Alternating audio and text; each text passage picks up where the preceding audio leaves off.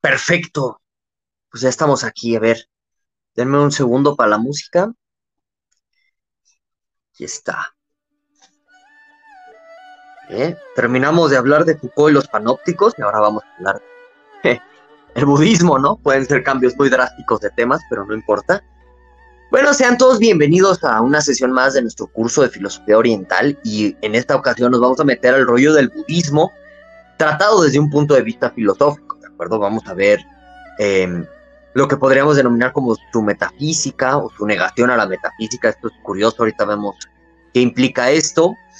Vamos a hablar de su ética, ¿de acuerdo? Y cosas vinculadas a ella, ¿sí? Entonces, pues, saludo rapidísimo a los que están en este nuevo directo. Ah, miren, Alabama se acaba de hacer miembro del canal. Muchas gracias, Alabama. Bueno, saludo, está Isaac, Arti y RRR. Bueno, pues hola a todos, qué bueno que andan por acá. No olviden darle un like. Todos los que están viendo retransmisión o video resumen, bueno, pues está la cajita de comentarios para lo que gusten y manden. Los que están en vivo, pues aquí está el super chat. Adelante, dense con todo. Y bueno, pues ya saben, brevemente, agradecer a todos los miembros del canal porque vuelven posible este curso. También a todos aquellos que dan donativos a través de super chat, muchas gracias. Permiten que el pensamiento en llamas siga existiendo por aquí en YouTube. Y bueno, en este orden de ideas, pues te invito cordialmente, en caso de que estés en la posibilidad económica de hacerlo, a volverte un miembro del canal. A cambio vas a obtener acceso a cursos exclusivos y pues a nuestro taller de textos en donde ahorita estamos tallereando investigaciones filosóficas. También te invito en este orden de ideas a que te des una vuelta por mi canal secundario, El Abogado en Llamas. Hay enlaces en la descripción. Por ahí hay un curso de filosofía del derecho. Ahí te puedes dar una vuelta y ver qué rollo, ¿de acuerdo? Espérenme tantito.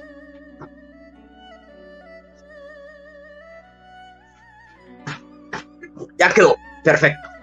Bueno, entonces empezamos con todo respecto a este tema de la filosofía budista. Bibliografía, ¿qué recomiendo yo leer para este libro? Vean, aquí al español está este libro editado por Alianza, Budismo para principiantes. Creo que da líneas generales muy curiosas a nivel filosófico, a nivel teológico, para todos aquellos que estén interesados en este tema. Pues está este librito.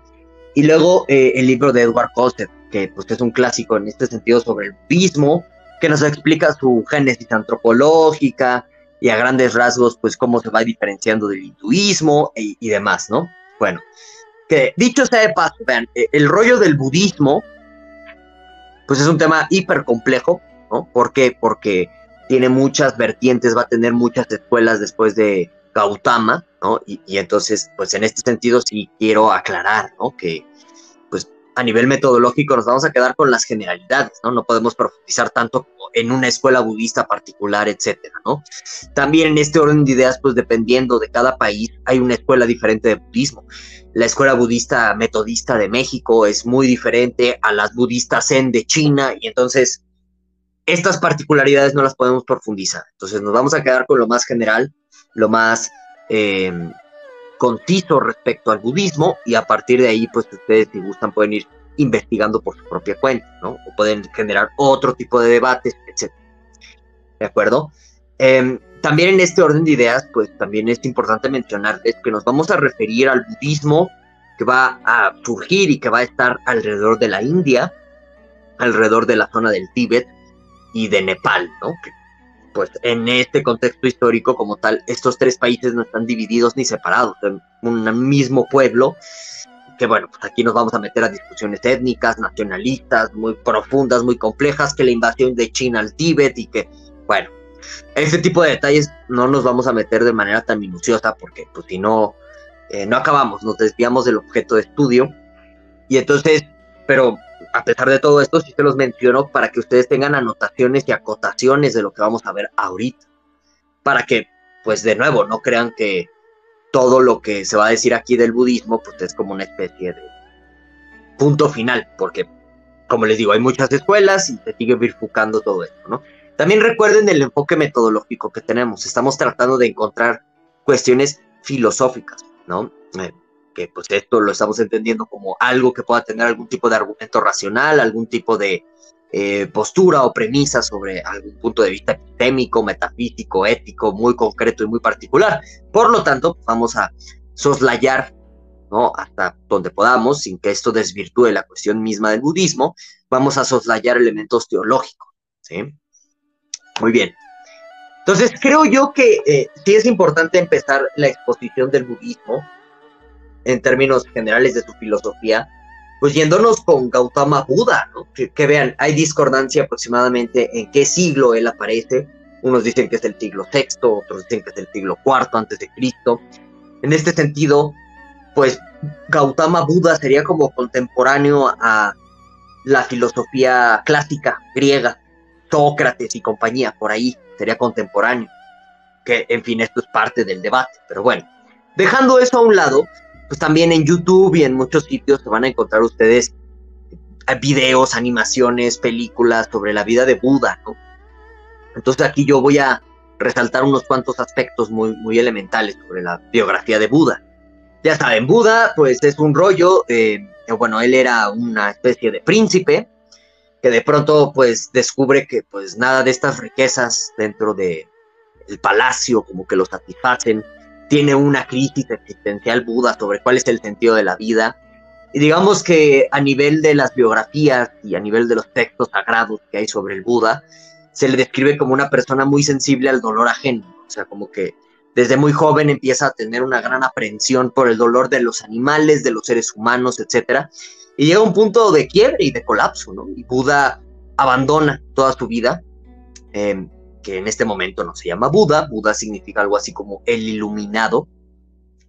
Gautama, mejor dicho, abandona toda su vida, ¿no?, de lujos y este destino que tiene como monarca, ¿no?, dentro de pues las monarquías sociales de la India, que ya ven, ¿no?, otra vez este término es delicado, en fin. Y entonces, pues lo primero que hace Gautama es irse con los ascetas védicos, ¿no? Que si ustedes recordarán la sesión pasada, yo les comentaba que hay dos tipos de escuelas filosóficas en la India, unas heterodoxas y otras ortodoxas. Las ortodoxas están apegadas a la autoridad y a las enseñanzas de los Vedas y por lo tanto del hinduismo, mientras que las heterodoxas no. El budismo está dentro de las corrientes de pensamiento heterodoxas.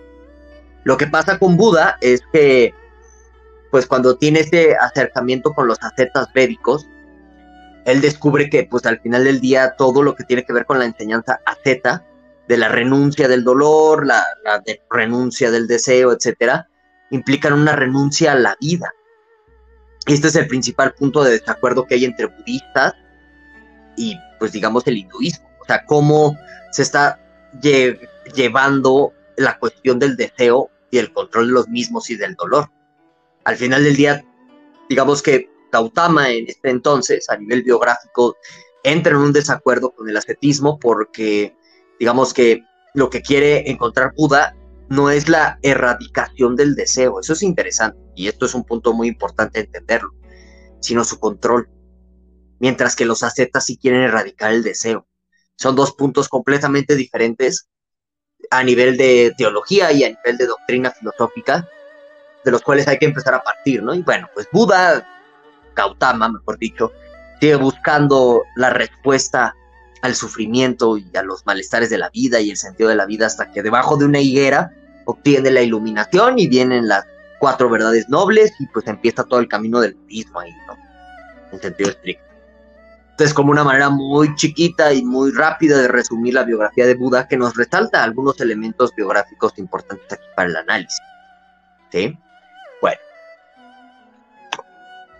Ahora, vámonos al rollo de la metafísica y la epistemología budista, porque digamos que el budismo sí empieza a desarrollar discusiones con los Vedas y con muchas personas del entorno, ¿de acuerdo? No nada más es una cuestión de pura religión y siéntate y ora y medita y se acabó, no.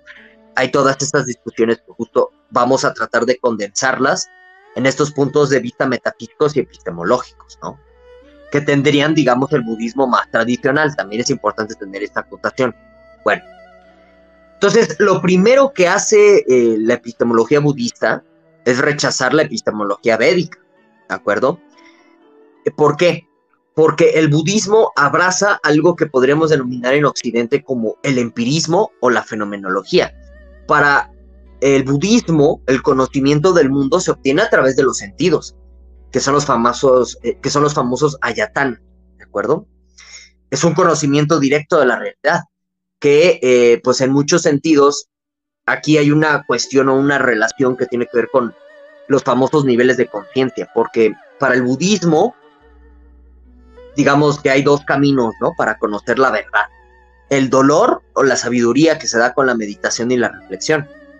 Y entonces en este sentido, por eso para los budistas, tú entiendes como el rollo del sufrimiento y el rollo de los deseos y por qué tu vida es infeliz y todo esto, hasta que lo vives por tu propia cuenta.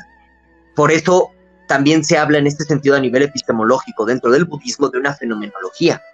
O sea, digamos que el budismo, tanto a nivel religioso como a nivel filosófico, no es un conjunto de posturas que se terminan imponiendo a las personas, en teoría. ¿Por qué? Porque las personas tienen que ir descubriendo el sendero del buen camino por su propia cuenta.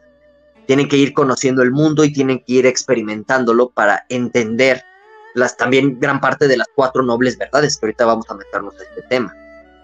¿De acuerdo? Entonces, por eso se habla de un empirismo y de una fenomenología aquí con los budistas. También se habla de un pragmatismo budista, ¿no? En el sentido de, mira, algo hay que tomarlo como verdadero y aceptable siempre y cuando conduzca al buen camino o al camino saludable, que tiene que ver con el equilibrio del cuerpo, tiene que ver con cuestiones de la liberación paulatina de todo dolor hasta alcanzar el nirvana, este tipo de situaciones, ¿de acuerdo?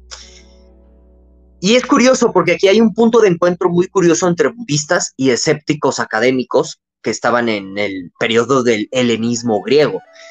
Parece que los budistas practican la epogé epistémica. ¿Qué es la epogé? Es la famosa suspensión del juicio para las discusiones metafísicas.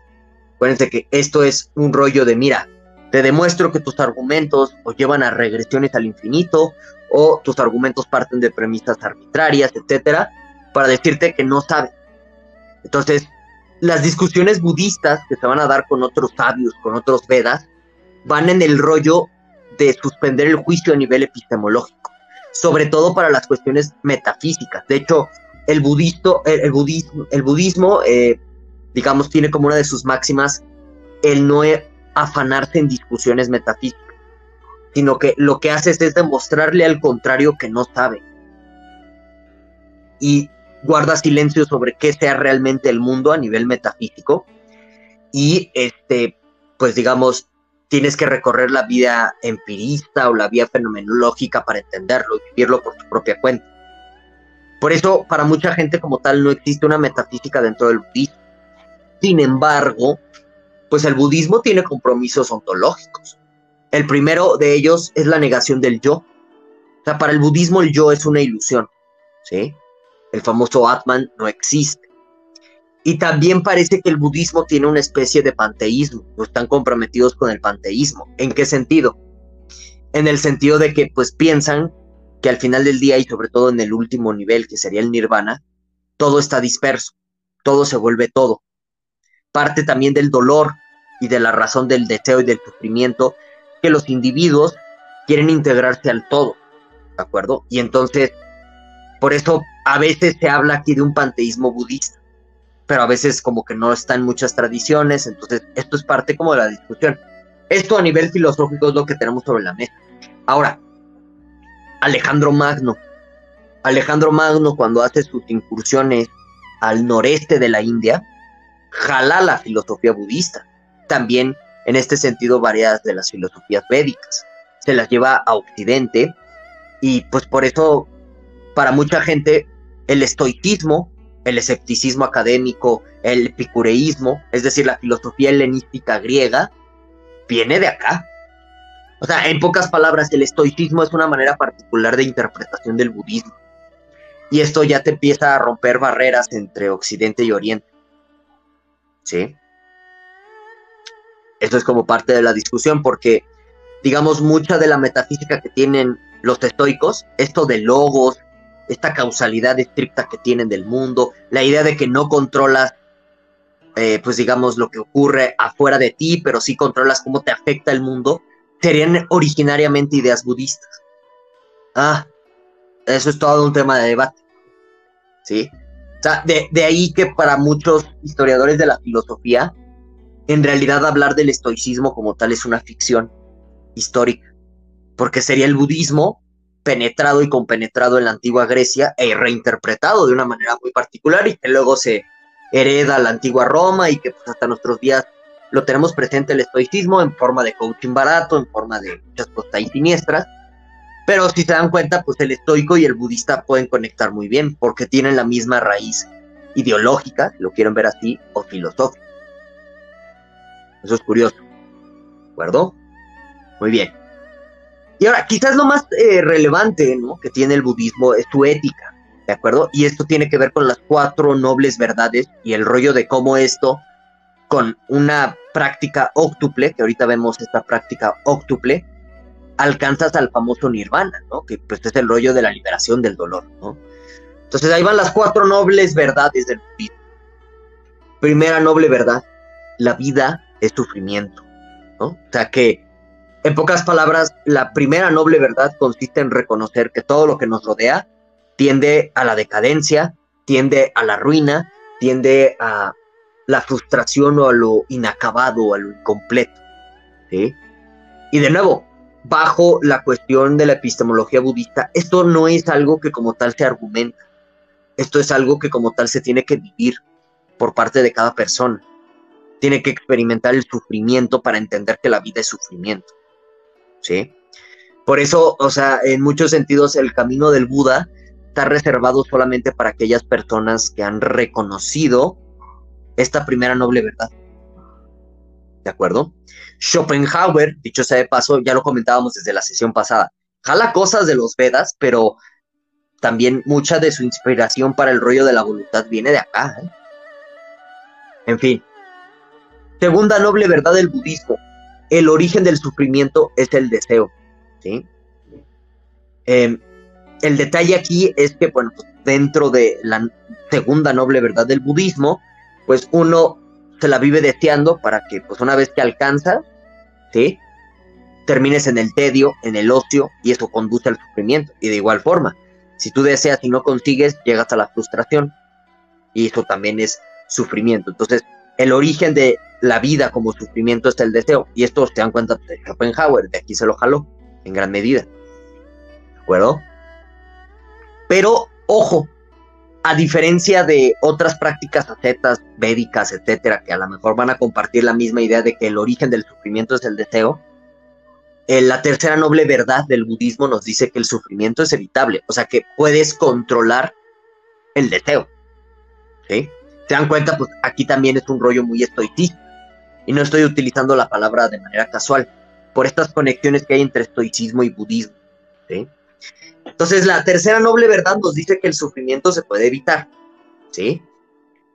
¿Cómo? Esa es la gran pregunta, y tiene que ver con la cuarta noble verdad, que es el camino verdadero, o el camino correcto, o el camino para controlar el dolor. ¿Cómo? Controlando el deseo, y es el maga, ¿de acuerdo? Cuando tú controlas, digamos, el deseo, empieza una purificación karmática para los budistas, y en este sentido te sales del ciclo de la reencarnación, ¿sí? Y al salirte del ciclo de la reencarnación alcanzas el nirvana, que es el todo. Ya dejas de existir como un individuo y te integras a la totalidad del mundo, ¿sí? Entonces, vamos a seguir. Ahora, está este camino óctuple, ¿no? A ver, déjenme nada más. Quito tantito el banner, ¿no? Para que se vea bien. Ok, ahí está. Entonces, este camino óctuple que ven aquí en la pantalla es la práctica ética del budismo, ¿no? Entonces, y ojo, van a encontrar muchos paralelismos quizás con el estoicismo, aquí de la antigua Grecia y demás, no es casual, ¿de acuerdo? Entonces, primer punto, ¿no?, de la práctica que tienes que tener para, pues, alcanzar el maga, ¿no? O sea, el camino verdadero para liberarte del deseo y por lo tanto del sufrimiento, que es una liberación que no consiste en la mutilación del individuo, sino en el control del deseo, ojo ahí. Bueno, Entonces, primer punto dice, tener puntos de vista perfectos. O sea, la primera obligación que tiene el budista es conocer la naturaleza, ¿sí? Para ver cuál es el verdadero origen del sufrimiento, etc. Entonces, esto recuerda mucho a los estoicos. Si tú conoces la naturaleza, puedes entender que hay show con la vida humana. Lo mismo acá con los budistas. Primer punto, conocer la naturaleza, tener este punto de vista perfecto. Segundo, tener una intención perfecta, lo que van a demandar los budistas. ¿Qué es este rollo de la intención perfecta? Consiste o abarca dos cosas. Primero, la renuncia al deseo, que esto tiene que ver con tener verdaderamente como la intención de querer dejar de desear, ¿no? O sea, por ejemplo, si tú eres un vicioso con el cigarro, para empezar el camino budista todo empieza con querer dejar de fumar, pero de verdad, no por una intención vaga o una intención de cobarde, ¿no? Así de que pues, un día fumo y al día siguiente ya no, y así, ¿no? Entonces hay que tener una intención perfecta. Y dentro de la intención perfecta para los budistas se sigue el rollo de la compasión. Que vean, aquí hay conexiones de herencia ideológica que puede estar presente en el cristianismo.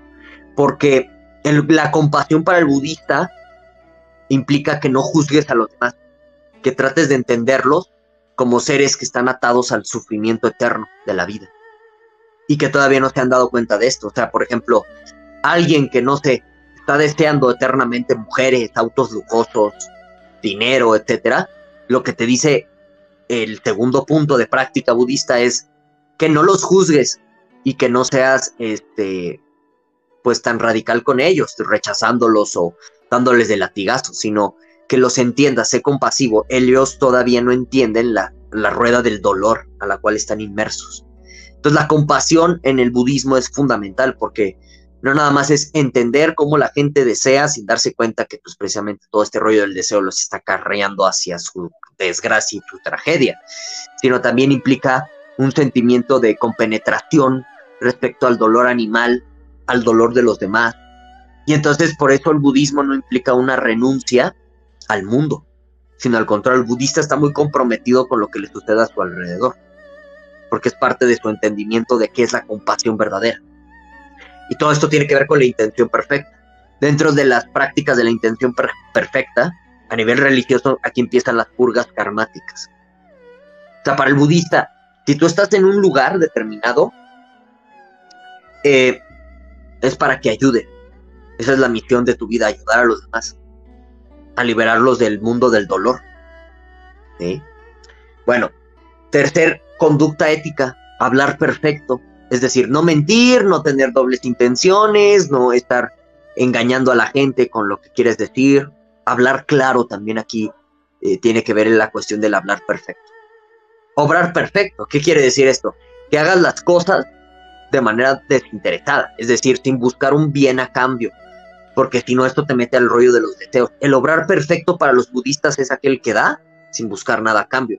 Parece muy cristiano, muy de la cristiandad, bueno. El budismo es anterior a Jesús y todo este tipo de cosas. Y acuérdense de todas estas influencias que penetran en Occidente por Alejandro Magno, sus excursiones, etc. Todo un tema ahí curioso. Entonces, obrar perfecto es eso, es no estar buscando un interés personal. Porque también en el obrar perfecto, nos dice el budismo, estás venciendo al ego, al yo. ¿De acuerdo? Ya no haces cosas por ti, sino estás haciendo cosas por los demás. Quinta práctica de ética es el medio de vida perfecto. Esto significa que todas las personas tienen que buscarse no solamente una forma de vida honesta, donde pues hay que seguir la ley y esto, ¿no? Sino que hay que buscar un modo de vida que no implique sufrimiento a los demás. O sea, por ejemplo, si tú trabajas en una granja, pues no es un modo de vida perfecto para el budismo, porque estás provocando el sufrimiento de los animales. El veganismo empieza con el budismo, dicho sea de paso. Bueno, entonces es tratar de buscar trabajos en donde en lugar de dar muerte y sufrimiento des vida, ¿no? Y digamos que para el budismo el trabajo perfecto es el del maestro. El maestro iluminado, por supuesto, no tanto es el rollo de enseñar matemáticas y cosas así por el estilo. Bueno, esfuerzo perfecto. ¿Qué es para el budismo el esfuerzo perfecto? Que tú día a día vayas luchando contra tus deseos, hasta que en determinado punto pues ya no desees nada, o sea tan mínimo el deseo que sea despreciable por completo. Entonces hay un esfuerzo perfecto en el sentido de que estás luchando todos los días por alcanzar esta liberación. Atención perfecta. Lo que dice el budismo es que hay que, digamos, tener en este orden de ideas un análisis muy minucioso, no solo de las causas de la realidad, sino de tus sentimientos, de todo lo que pasa dentro de ti. Y aquí vienen todos los rollos de la meditación. La meditación sirve como práctica para desarrollar una atención perfecta, ¿sí? O sea que, por ejemplo, no sé, hay momentos en la vida en donde a lo mejor tú te sientes enojado sin razón alguna. La atención perfecta es que puedas analizarte de tal suerte que puedas identificar qué fue la causa de tu enojo de inmediato y solucionar eso y cambiar de estado de ánimo, ¿sí? Que esto pues es un rollo de técnica estoica, por ejemplo, ¿no? Muy común y muy popular en la antigua Roma. Bueno, concentración perfecta, que esto es un ideal de la ética budista. O sea, el sabio budista es aquel que se puede sentar, meditar, y según dicen las leyendas, pasan hasta 2 semanas meditando sin ningún problema, porque están concentrados en sí mismos y en su pensamiento, que no necesitan de nada ni de nadie, ¿sí? Entonces también el rollo de la concentración perfecta va encaminado a que cada vez seas menos dependiente de los demás, en el sentido emocional, en el sentido existencial, y que solamente dependas de ti mismo y de tus pensamientos. Y que pues esto sería, por ejemplo, en términos aristotélicos, la vida contemplativa. Que este sea el mayor de tus éxtasis o de tus felicidades, el pensamiento. Siniestro, siniestro, ¿no? Y entonces con esto, a la larga, alcanzas el nirvana, según el budismo, rompes el ciclo de la reencarnación y ya, te integras al todo. Ya terminamos la exposición. Vámonos a preguntas y comentarios, chicos. Muchas gracias a todos los que están viendo la retransmisión, también a los que están viendo el video resumen hasta este punto, ¿no?